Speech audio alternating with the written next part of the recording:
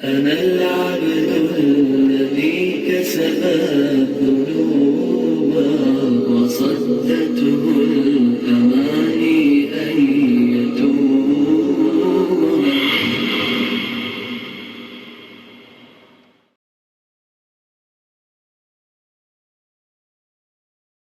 اب ہم جماعت دیوبند کے ایک ممتاز فرد فدائے ملت حضرت مولانا سید اسد مدنی نور اللہ مرقدہ کا فرزند سیکریٹری جمعیت علماء ہند حضرت مولانا سید محمود مدنی صاحب سے درخواست کریں گے کہ وہ اپنے تاثرات کے لیے مائک پر تشریف لائیں. بسم اللہ الرحمن الرحیم. الحمد للہ رب العالمین والصلاة والسلام علی سید الانبیاء والمرسلین وعلی آلہ وصحبہ اجمعین. اس سیمینار کے صدر محترم حضرت مولانا سفیان صاحب قاسمی دامت برکاتہم اور یہاں پر موجود معزز علماء کرام، بڑی بڑی شخصیات موجود ہیں، بلا مبالغہ ہندوستان کی کریم موجود ہے یہاں. حضرت مولانا جلال الدین عمری صاحب تشریف رکھتے ہیں، حضرت مولانا کلیم صدیقی صاحب ہیں، حضرت مولانا خالد سیف اللہ صاحب ہیں، حضرت مولانا عبداللہ صاحب دامت برکاتہم ہیں، اور بھی بہت ساری ایسی شخصیات ہیں، سب کا نام لیا جانا چاہیے. ہمارے استاد حضرت مولانا عبدالخالق مدراسی صاحب دامت برکاتہم تشریف رکھتے ہیں. موقع ہے تذکرے کا جس سے کچھ سیکھا جائے. محاسن کا تذکرہ اگر ہو جائے اور صرف تذکرے تک رہ جائے تو اس کا فائدہ نہیں، اور یہی تذکرہ اگر اس ارادے میں بدل جائے کرنے والوں کے لیے بھی اور سننے والوں کے لیے بھی کہ اس کا کچھ حصہ بھی اگر عمل کا ارادہ اور اللہ توفیق دے دے تو جمع ہونا کامیاب ہو جائے گا. ابھی حضرت کے اوپر یقیناً عم محترم حضرت مولانا سید ارشد مدنی صاحب دامت برکاتہم نے مختصر لیکن نہایت جامع خطاب فرمایا، حضرت کا تذکرہ فرمایا.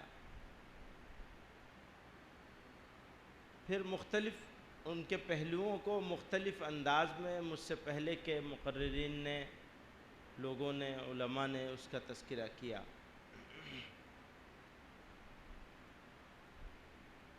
تو میرا تو یہ جی چاہتا ہے کہ بس ان سب کی تائید کر کے اور چھٹی لے لوں. میں یہ کہہ رہا تھا کہ میرے بولنے کی کوئی ضرورت نہیں ہے. لوگ تو تواضع میں کہتے ہیں، میں حقیقت میں کہہ رہا ہوں کہ میں اہل نہیں ہوں بولنے کا. میرا بچپن تھا اور اس زمانے میں ایک دور چلا تھا، اس دور کی ناگواریاں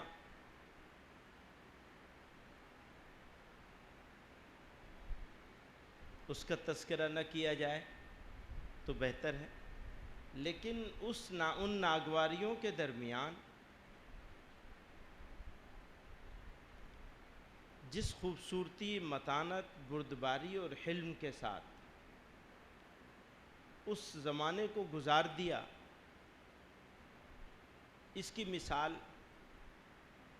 نہیں ملے گی، ڈھونڈنے سے نہیں ملے گی. اور پھر اس کو ختم کرنے کے لیے یک طرفہ طور پہ آگے بڑھ کر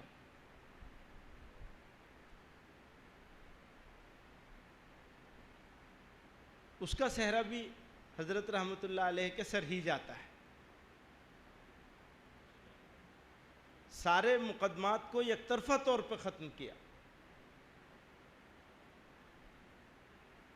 سارے معاملات کو یک طرفہ طور پہ حل کیا۔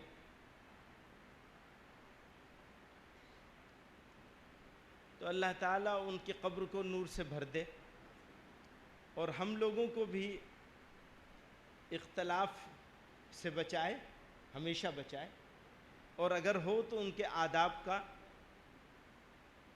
کہ اختلاف تک رہے، مخالفت نہ بنے، جس کی سب سے زیادہ ضرورت ہے میرے خیال میں آج کے زمانے میں،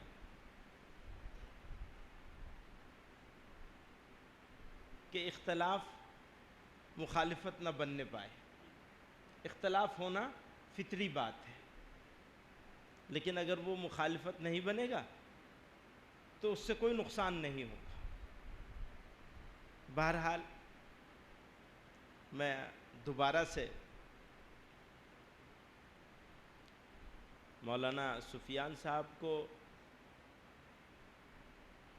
مبارکباد، اور مولانا شکیب صاحب کو، ابھی یہ جو کتابیں آئی ہیں سامنے آپ حضرات کے، تو کتاب پڑھنے کا تو موقع نہیں ملا، لیکن دیکھنے سے ہی طبیعت خوش ہو گئی۔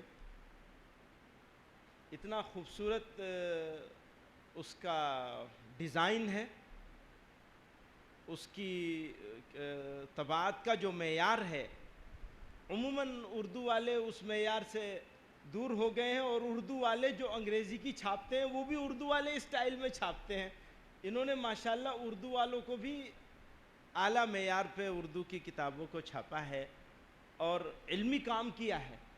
تو اللہ تعالیٰ مزید کام لے، اور ہم سب لوگوں کو مل جل کر ملت کے اس نازک وقت میں آگے کام کرنے کی توفیق عطا فرمائے، اور جو چلے گئے ان کے اخلاق سے، ان کے فضیلتوں سے، ان کے کارناموں سے، اور کارناموں سے آگے بڑھ کر کرامتوں سے۔ تو کرامتوں کا ایک حصہ تو وہ ہوتا ہے جو اللہ تعالیٰ کے فضل سے ہوتا ہے، ایک حصہ وہ ہوتا ہے جو آدمی کی محنت سے ہوتا ہے، وہ بھی اللہ کے فضل کے بغیر نہیں ہو سکتا یقیناً، لیکن انسان محنت کرے، کوشش کرے اس جگہ اس پر چلنے کی، اس پہ، تو اللہ تعالیٰ ہمیں بھی سب لوگوں کو اس پر چلنے کی توفیق عطا فرمائے۔ وآخر دعوانا ان الحمد للہ۔